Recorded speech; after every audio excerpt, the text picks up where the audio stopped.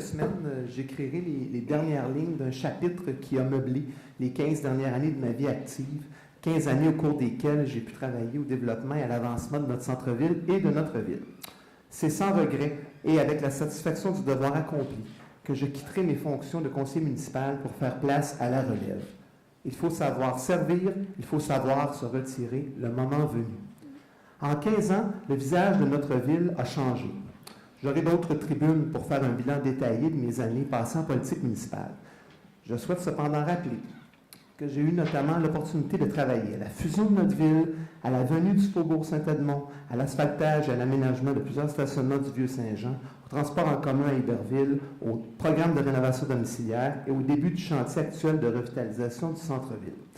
Un regret, je suis toutefois déçu de voir que les travaux de l'entraîneur ne pourront pas débuter tels que convenu.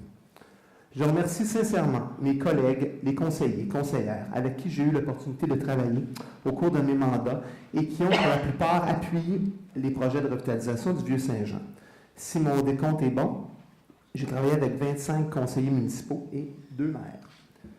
Je remercie les fonctionnaires de la municipalité qui ont toujours agi avec beaucoup de professionnalisme à mon égard.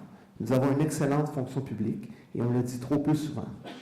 Je remercie les électeurs de mon district qui m'ont appuyé à 4 reprises avec de bonnes majorités, les organisateurs de mes campagnes électorales et surtout les membres de ma famille immédiate qui m'ont soutenu dans mon travail. Ma conjointe Anne, mes 3 enfants, Elisabeth, Jean-Christophe et Antoine, qui ont toujours connu leur père en tant que conseiller municipal.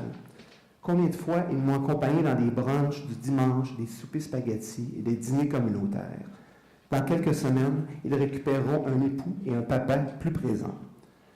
Bien que j'ai toujours tenté de nuancer mes propos et avant de m'exprimer, il a pu arriver que dans le feu des débats, je tienne des propos plus musclés. J'ai toujours agi de bonne foi dans ce que j'estimais être l'intérêt de notre ville et de ses résidents, et ce, sans vouloir m'abaisser à faire des attaques personnelles.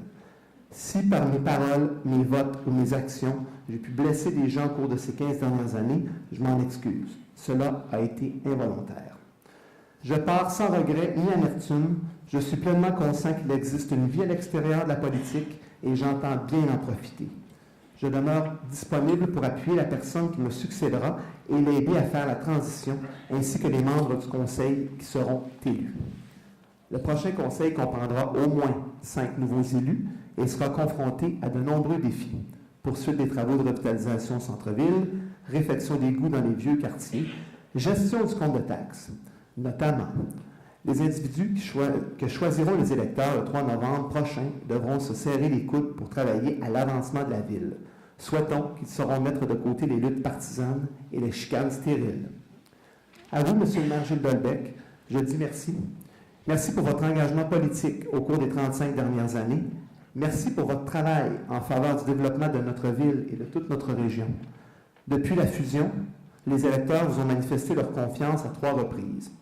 Bien que vous ayez dû, au cours des dernières années, affronter des critiques acerbes, nombreuses et souvent sans nuance, j'ai l'intime conviction que l'histoire reconnaîtra le travail accompli par les conseils municipaux que vous avez présidés et saura vous rendre les mérites qui vous reviennent.